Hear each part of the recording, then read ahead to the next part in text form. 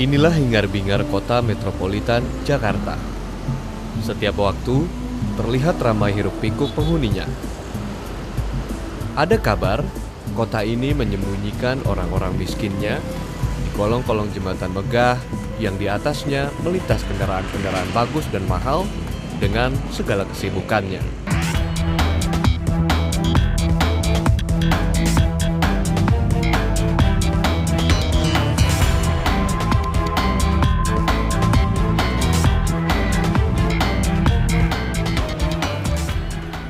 Dari tayangan beberapa kamera CCTV di rumah korban, diketahui komplotan perampokan beraksi Senin 26 Desember sekitar pukul 2 siang. Dimulai dari tersangka Yuspane, Ramlan Butar-Butar, serta Erwin Situmorang satu persatu masuk rumah korban yang pagarnya terbuka.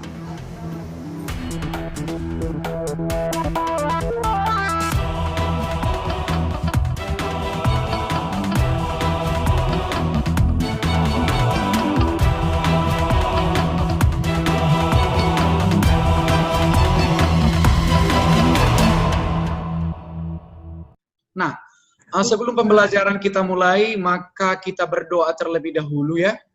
Tetapi hari ini biar Bapak saja yang membuka di dalam doa.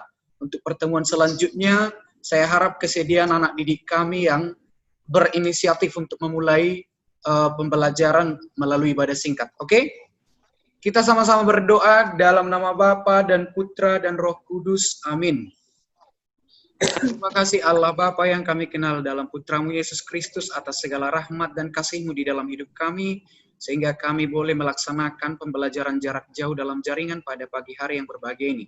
Kiranya Engkau senantiasa menuntun kami dan memberikan kami kebijaksanaan, Engkau memberkati kami serta melindungi kami dimanapun kami berada. Di dalam nama anak-Mu Yesus Kristus kami berdoa dan bersyukur. Amin. Dalam nama Bapa dan Putra dan Roh Kudus. Amin. Oke, selamat pagi anak-anak. Pagi, Pak. Pagi, Pak. Oke, Pagi, saya harap Pak. semua sehat ya. Oke, jadi hari ini seperti biasa Bapak Mardim Pusihombing, guru sosiologi untuk kelas 10 IPS akan mengajarkan materi mengenai fungsi sosiologi dalam menganalisa gejala sosial yang ada di masyarakat ya. Fungsi sosiologi dalam menganalisa gejala sosial yang ada di masyarakat. Nah, sebelum saya menjelaskan bagaimana fungsi sosiologi itu sendiri dalam kehidupan masyarakat, saya berharap anak didik kami tetap menyediakan satu catatan dan tetap membuat resume ataupun ringkasan ataupun rangkuman berdasarkan materi yang sudah saya ajarkan pagi ini, begitu ya anak-anak ya. Oke, bisa dimengerti ya? Dan nanti saya berharap catatan Anda itu akan rapi dan saya akan menilainya secara rutin seperti biasa. Nanti akan saya buat berbagai peraturan di grup WhatsApp kita dan melalui form dan akan saya kirimkan di grup kelas Anda ya. Oke, nah fungsi sosiologi sebagai alat untuk menganalisa gejala sosial yang ada di masyarakat. Tetapi sebelum masuk ke materi ini, ada dua tujuan pembelajaran yang harus Anda kuasai. Ya, ada dua tujuan pembelajaran yang harus diketahui oleh anak didik kami kelas 10 IPS ya. Yang pertama itu, setelah nanti Anda mendengarkan materi ini, setelah saya jelaskan, kita berharap siswa mampu menjelaskan sosiologi sebagai ilmu sosial ya, sosiologi sebagai ilmu sosial. Dan yang kedua adalah siswa mampu menjelaskan realitas sosial dan gejala sosial yang ada di masyarakat sebagai objek kajian sosiologi. Itu tujuan pembelajaran. Oke, nah ini saya record screen ya, saya rekam. Nanti akan saya bagikan supaya kalian bisa menonton ulang, begitu ya anak-anak ya. Nah, tetapi sebelumnya saya perlu menjelaskan apa itu gejala sosial ya. Apa itu gejala sosial? Nah, kalau dikatakan gejala berarti ada sebuah tanda, begitu ya. Ada sebuah fenomena yang terjadi. Ada sebuah peristiwa yang terjadi dan tentunya itu di masyarakat, begitu ya. Nah, kemudian fenomena tersebut menandai adanya permasalahan sosial di masyarakat. Maka dapat disimpulkan, gejala sosial itu merupakan fenomena sosial yang menandai munculnya berbagai permasalahan sosial di masyarakat. Seperti apa itu permasalahan sosial? Ya, mungkin permasalahan sosial dalam pikiran kalian ada yang disebut dengan konflik. Konflik, ya. Dan banyak jenis permasalahan sosial yang terjadi di masyarakat. Ya. Banyak jenis permasalahan sosial yang terjadi di masyarakat. Begitu ya. Bisa saya lanjutkan ya? Oke, nah, kemudian gejala sosial dan permasalahan sosial itu berbeda, jelas sangat berbeda. Mengapa dikatakan demikian? Karena walaupun kedua hal ini antara gejala sosial dan permasalahan sosial memiliki hubungan yang erat, dua hal ini memiliki perbedaan. Boleh kita buat dari contoh ya. Contoh permasalahan sosial itu adalah kasus kriminalitas yang terjadi di masyarakat, ya. Kasus kriminalitas yang terjadi di masyarakat seperti perampokan di rumah elit, ya. Perampokan yang terjadi di rumah elit. Sedangkan gejala sosialnya apa? Apa gejala sosialnya? Apa fenomena yang menandai adanya permasalahan sosial tersebut? Mengapa terjadi perampokan di perumahan elit? Berarti dapat kita ketahui bahwa berdasarkan gejala sosial tadi, permasalahan sosial tadi, adanya perampokan di perumahan elit itu ditunjukkan oleh gejala sosial yang terjadi, yaitu adanya ketimpangan yang terjadi antara si kaya dan si miskin, begitu ya. Ada ketimpangan ekonomi ya dalam pemenuhan kebutuhan antara si kaya dan si miskin, terutama di daerah perkotaan. Seperti contohnya di kota Medan, di kota Jakarta, dan berbagai kota-kota besar di Indonesia, begitu. Nah, kemudian tentunya si miskin ini tertekan dalam kondisi ekonomi untuk memenuhi kebutuhan hidupnya, ya. Maka si miskin melakukan perampokan di perumahan elit, begitu ya. Nah, hal inilah yang menjadi permasalahan sosial yang terjadi di masyarakat. Itu perbedaan antara permasalahan sosial dan gejala sosial. Permasalahan sosial tadi contohnya adalah kasus perampokan di perumahan elit. Sedangkan gejala sosialnya adalah adanya ketimpangan, kalau dikatakan ketimpangan berarti kesenjangan, perbedaan yang signifikan, begitu ya, antara orang kaya dan orang miskin. Sehingga orang miskin ini mengambil sebuah cara yang tidak sewajarnya atau yang tidak sepantasnya dilakukan oleh orang tersebut dengan merampok di perumahan elit, begitu ya anak-anak ya. Nah, kemudian selanjutnya sosiologi sebagai alat untuk menganalisis gejala sosial. Nah, kita mengenal bahwa manusia itu adalah makhluk individu, ya. Manusia merupakan makhluk individu, tetapi manusia juga merupakan makhluk sosial, ya. Mengapa dikatakan manusia sebagai makhluk individu? Seperti kalian ini semua.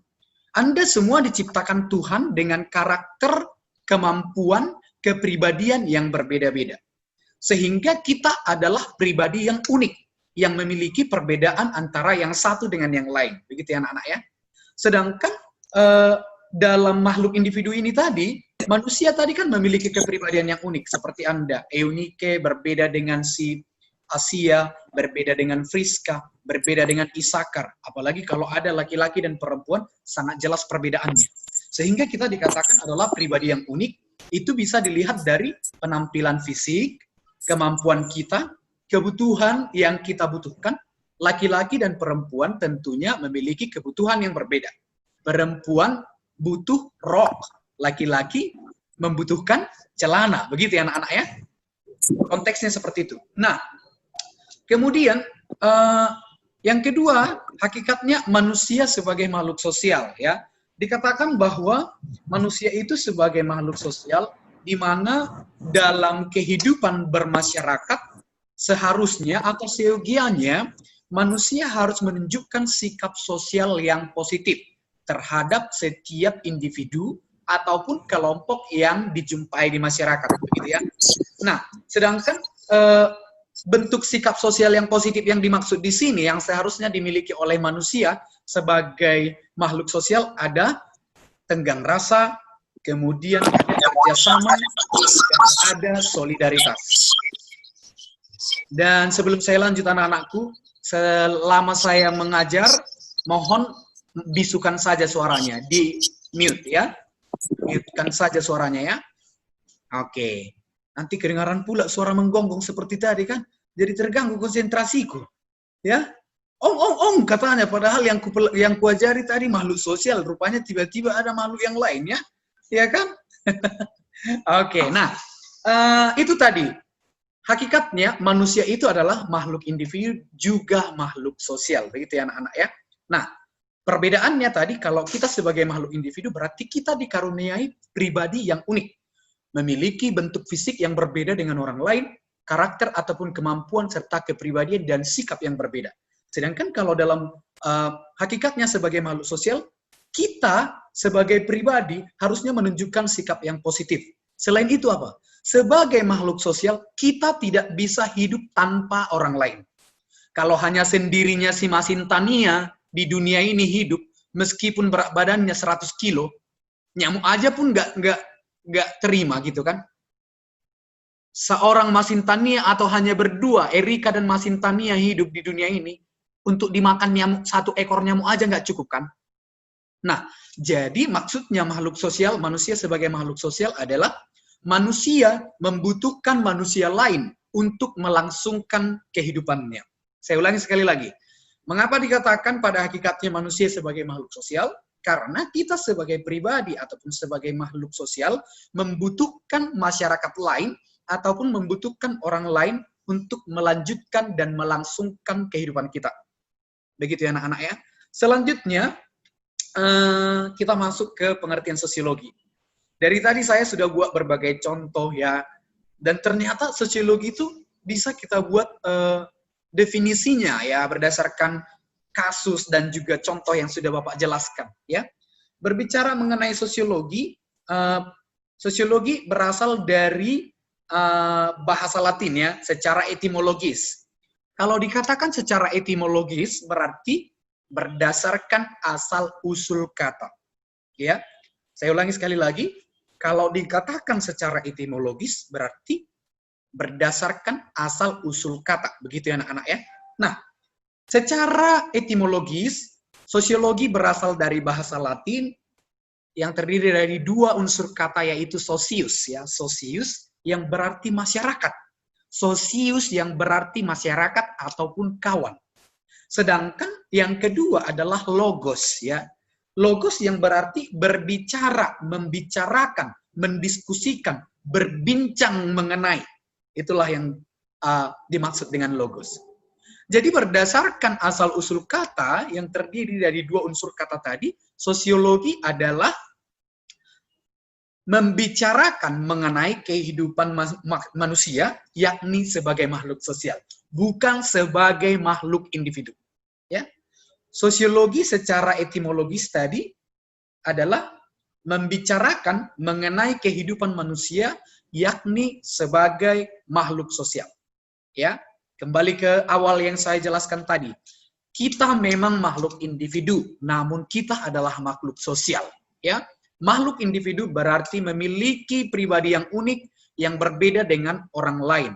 Namun kita kodratnya adalah makhluk sosial, di mana kita membutuhkan orang lain ataupun manusia lain untuk melangsungkan proses kehidupan kita. Terlalu cepat anak-anakku? Terlalu cepat? Coba lambaikan tangan ke kamera kalau tidak terlalu cepat begini saja. Kayak loyo-loyo kali wajah kalian semua, nak. Apa belum minum susu?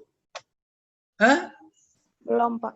Belum, waduh kasihan. Nanti suruh kepada orang tua ya, kata Pak Mardim, Pak belikan aku susu yang berkualitas, bilang begitu ya. Sudah, minum susu dulu nanti pagi-pagi biar pikirannya cerah, atau makan buah ya nak ya. Ya Isakar, sehat. Isakar ini seperti opa-opa Korea ya. Iya kan? Nah itu salah satu yang menandakan kita berbeda dengan orang lain. Isakar coba kamu perhatikan dari fisiknya. Berbeda dengan si Krisnasius kan? Isakar seperti orang Korea yang tampan, sedangkan si Krisnasius seperti orang Italia yang tampan, begitu kan? Coba kamu bedakan lagi antara si Friska dengan si Eunike. Eunike seperti wanita Korea juga, ya kan? Cantik, ayu, begitu ya. Sedangkan si Friska seperti wanita Venezuela yang cantik. Itu yang membedakan makhluk individu manusia yang satu dengan manusia yang lain. Jadi sebenarnya sosiologi ini setiap hari kita jumpai dalam kehidupan kita. Sosiologi ini senantiasa ada dalam hidup kita, ya. Namun terkadang kita kurang mampu dan kurang tahu memanfaatkan ilmu sosiologi itu untuk apa saja dalam kehidupan kita. Jadi saya harap ke depannya anak-anakku bisa menjelaskan ilmu sosiologi itu dan memanfaatkan ilmu sosiologi itu dalam kehidupan bermasyarakat. Begitu ya. Masih semangat? Coba tangannya diginikan dulu. Kalau masih semangat, coba agak begini dulu tangannya. Coba. Semua gini. Ayo. Ayu Anissa masih semangat? Coba agak gini sedikit, nak. Iya. Franz, mana? Tunjukkan semangatmu. Eunike, semangat. Eunike ini langsung buat catatan pribadi ya. Luar biasa. Mas Intania sama si Erika ini kok seperti kurang semangat. Semangat kan? Wah, luar biasa kalian berdua belajar di ruang asrama ya. Oke. Firdaus semangat, nak. Friska. Semangat, Pak. Mantap. Zemi semangat. William. Ayu Marni. Nggak nampak wajahnya. Oke, nah. Kemudian banyak pakar yang mendefinisikan sosiologi ini. Tetapi pada dasarnya, kesimpulannya nanti satu ya. Yang pertama ada Surjono Sukanto, seorang pakar sosiologi juga. Ya, seorang pakar sosiologi mengatakan bahwa sosiologi itu adalah ilmu yang memusatkan perhatian pada kehidupan kemasyarakatan. Sekali lagi saya ulangi. Surjono Sukanto mengatakan bahwa sosiologi itu adalah ilmu yang memusatkan perhatian pada kehidupan kemasyarakatan. Yang kedua, Mayor Polak ya. Mayor Polak ya. Ini juga seorang pakar sosiologi yang mengatakan bahwa sosiologi itu adalah ilmu pengetahuan yang mempelajari masyarakat secara keseluruhan, baik hubungan manusia dengan kelompok ataupun kelompok dengan kelompok. Pada dasarnya tujuannya sama, ya. Nah, kemudian dapat kita simpulkan bahwa sosiologi adalah ilmu yang mempelajari tentang perilaku sosial antar individu dengan individu, individu dengan kelompok, kelompok dengan kelompok di masyarakat. Sekali lagi saya ulangi. Dapat kita simpulkan bahwa sosiologi adalah ilmu yang mempelajari tentang perilaku antara individu dengan individu, ya. Contohnya saya dengan Isakar, itu individu dengan individu. Individu dengan kelompok, saya terhadap kelas 10 IPS. Seperti sekarang ini. Meskipun masih daring begitu ya. Kemudian kelompok dengan kelompok. Ada hubungan sosial yang terjadi antara kelas 10 IPS dengan 10 IPA. Itu contohnya. Bisa dimengerti anak-anak? Kalau bisa dimengerti, anggukkan kepalanya begini. Bagus, terima kasih. Berarti nampak semua sarapan enak tadi pagi ya. Bagus. Nah, kemudian ada yang disebut sebagai Bapak Sosiologi Dunia. Jadi nanti kalau di soal keluar, siapakah Bapak Sosiologi Dunia? Jangan kamu katakan Bapak Mardin Pusihombing, guruku di SMA Santa Maria. Salah itu. Nanti bisa kita kena penjara ya nak ya. Oke, Bapak Sosiologi Dunia itu adalah Auguste Comte. Auguste Comte. Nah, jadi beliau ini seorang filsuf yang berasal dari Prancis ya. Dikenal sebagai Bapak Sosiologi Dunia. Kemudian beliau kelahiran di Prancis tahun 1798 dan meninggal pada tahun 1857. Lahir pada tahun 1798 dan meninggal pada tahun 1857. Tadi seorang pakar yang ataupun filsuf yang berasal dari Prancis yang dikenal sebagai Bapak Sosiologi Dunia, dan banyak keahlian beliau ini. Banyak keahliannya baik dalam ilmu pengetahuan matematika, apakah itu jurnalistik, filsafat, dan lain-lain. Sehingga Bapak Auguste Comte ini, abangnya Pak Mardin Pusihombing ini, ya, dikenal dalam sebuah tulisan ataupun dalam sebuah buku yang berjudul Course The Filsafati Positif, ya. Course The Filsafati Positif. Nanti akan saya kirimkan juga bahan dalam bentuk PowerPoint ataupun PDF kepada anak-anakku semua, ya, supaya tidak ada perbedaan antara yang satu dengan yang lain. Nah, kemudian, objek kajian dalam sosiologi itu apa, Pak? Dari awal tadi saya jelaskan sampai sekarang, apa yang menjadi objek kajian sosiologi? Objek kajian ilmu sosiologi adalah masyarakat. Kita semua, ya. Kemudian, tetapi meskipun objek kajiannya adalah masyarakat kita, ya, berarti benda hidup, begitu ya. Ada titik fokus yang dipelajari dalam objek kajian sosiologi ini. Titik fokus yang pertama yang mau dilihat dan dipelajari di sini adalah adanya hubungan timbal balik. Yang pertama, titik fokus yang mau dipelajari dalam objek kajian sosiologi yang pertama adalah adanya hubungan timbal balik antara manusia yang satu dengan manusia yang lain. Adanya hubungan timbal balik antara manusia yang satu dengan manusia yang lain. Ya, berarti dengan istilah lain disebut dengan interaksi sosial. Ya, adanya hubungan timbal balik antara manusia yang satu dengan manusia yang lain yang disebut dengan interaksi sosial. Dan berdasarkan interaksi sosial inilah, ya, manusia disebut sebagai makhluk sosial seperti yang saya jelaskan di awal tadi. Ya, Asia dari tadi senyum-senyum, manis senyumnya seperti mau memberikan sesuatu bagi kita semua, ya kan? Oke, nah, kemudian titik fokus yang kedua adalah, ya, sudah mau habis waktu kita. Titik fokus yang kedua adalah hubungan antara individu dengan kelompok. Sedangkan titik fokus yang ketiga adalah hubungan antara kelompok yang satu dengan kelompok yang lainnya. Dan yang keempat adalah proses yang timbul dari hubungan-hubungan tersebut dalam masyarakat. Ya, jadi anak-anakku sampai di sini mungkin yang bisa saya jelaskan dulu untuk hari ini. Ya, ada 4 tadi titik fokusnya. Dimulai yang pertama itu adalah hubungan timbal balik antara manusia yang satu dengan manusia yang lain. Yang kedua, hubungan antara individu dengan kelompok. Yang ketiga, kelompok dengan kelompok. Yang keempat adalah proses yang timbul berdasarkan hubungan tersebut di dalam masyarakat. Sedangkan sebenarnya yang terakhir ini, kalau masih sempat ya, nggak apa-apa, coba kita perhatikan. Yang terakhir itu adalah ciri-ciri dari ilmu sosiologi. Ciri-ciri ilmu sosiologi saya singkat supaya kita gampang menghafalnya. Ente kuno, ya. Ente kuno, ya. Ente kuno. Ciri-ciri ilmu sosiologi, ya. Itu dia.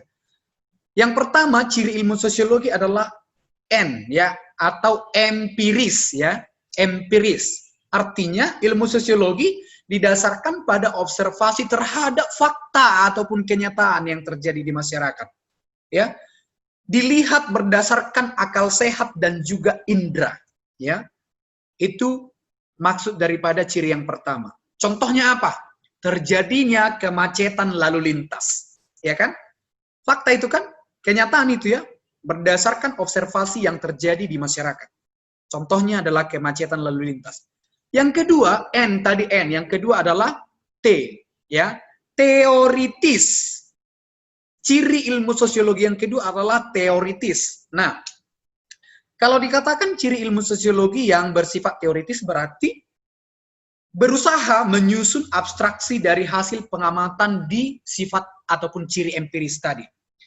Arti daripada abstraksi ini berarti kita membuat kesimpulan berdasarkan adanya hubungan sebab akibat, ya. Kita membuat sebuah kesimpulan berdasarkan adanya hubungan sebab akibat. Itu maksudnya abstraksi di sini, ya. Bersifat teoritis berarti berusaha menyusun abstraksi dari hasil pengamatan yang empiris, ya. Nah, contohnya apa? Berdasarkan hasil pengamatan yang terjadi, kemacetan lalu lintas tadi itu, kalau dilihat dari segi ataupun sudut pandang masyarakat, ini boleh kita lihat rendahnya tingkat kepercayaan masyarakat terhadap pemerintah dalam mengatasi kemacetan lalu lintas. Saya rasa di Indonesia, di berbagai kota-kota besar, sampai sekarang kemacetan lalu lintas belum tuntas diatasi. Meskipun mulai berkurang dengan berbagai regulasi ataupun kebijakan dan peraturan yang dibuat oleh pimpinan ataupun pemerintah negara Indonesia. Ya, itu yang kedua. Sedangkan yang ketiga adalah sosiologi berciri ataupun bersifat kumulatif. Ya, tadi yang pertama N, empiris, yang kedua T, teoritis, tiga kumulatif. Ya, kalau dikatakan bersifat kumulatif berarti membangun ataupun mengkonstruk ya argumen ataupun pernyataan berdasarkan teori dan penelitian yang sudah ada sebelumnya. Membangun, mengkonstruk argumen ataupun pernyataan berdasarkan teori dan penelitian yang sudah ada sebelumnya. Contohnya apa? Penelitian membuktikan bahwa macet itu disebabkan tingginya tingkat daya beli masyarakat terhadap kendaraan. Apalagi di Indonesia atau di kota Medan, kita tidak tahu siapa yang miskin, siapa yang kaya. Rata-rata memiliki sepeda motor. Ada juga itu di jalanan kalau kita bepergian kemana-mana itu mobil kok banyak sekali gitu ya. Ya kan? Berarti kemacetan lalu lintas berdasarkan penelitian ataupun bukti yang sudah ada sebelumnya terjadi, kemacetan lalu lintas terjadi karena tingginya selera masyarakat dalam tingkat daya beli terhadap kendaraan, baik itu roda 2 ataupun roda 4. Itu ya nak ya. Itu yang dikatakan bersifat kumulatif ataupun berciri kumulatif. Yang terakhir, no ya. Tadi N, T, Q, no ya. Yang terakhir adalah bersifat atau berciri non etis. Ini materi yang terakhir ya anak-anakku. Non etis, berarti kalau dikatakan non etis tidak mempermasalahkan baik buruknya permasalahan sosial yang terjadi di masyarakat.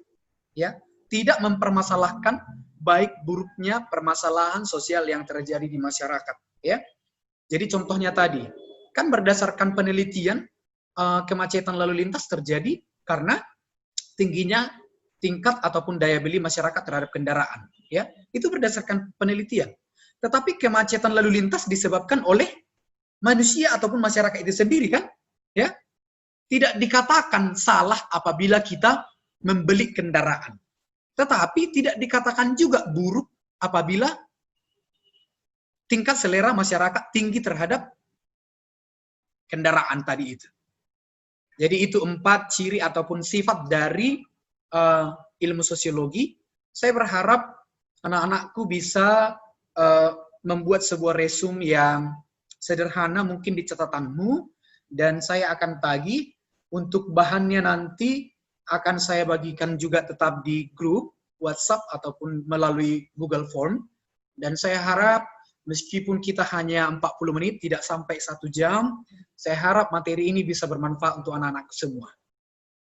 Bisa dimengerti ya? Apabila ada pertanyaan, tolong tuliskan atau ketikkan di grup supaya saya menjawabnya dan bisa kita lanjut dalam room selanjutnya. Untuk pertemuan kedua, saya akan menjawab pertanyaan dari anak-anakku semua. Bisa dimengerti? Untuk pertemuan selanjutnya, bisa dimengerti? Anggukkan kepala, lambaikan tangan ke kamera. Oke. Oke anak-anakku, ya silahkan hidupkan suara masing-masing. Dan kameranya juga. Oke. Langsung batuk, padahal yang mengajar Bapak, ya kan? Yang batuk kalian. Yang mengajar Pak Dimpu, ya kan? Oke anak-anakku, mungkin singkat yang Bapak jelaskan, tetapi saya harap ini bermanfaat bagi anak-anakku semua.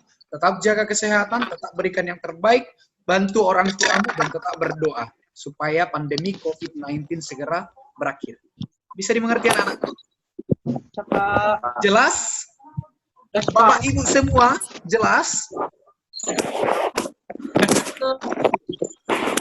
Oke, kalau tidak ada, saya harap ingat yang saya sampaikan. Bagi yang tidak bisa join, tolong kami beritahukan kepada mereka, saling membantu ya. Sekarang ini merdeka membantu, merdeka membagi, ya.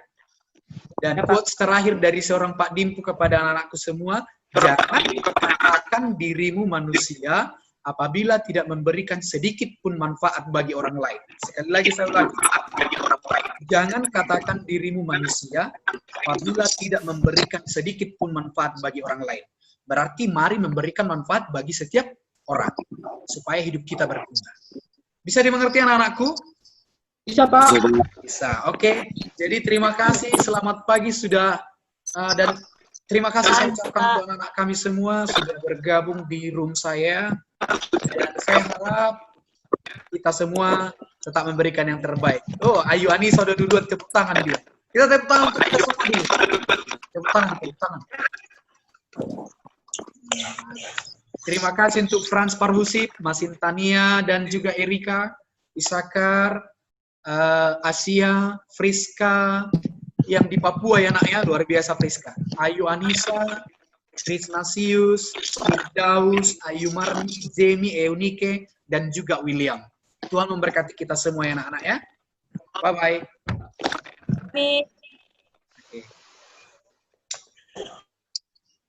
Stop.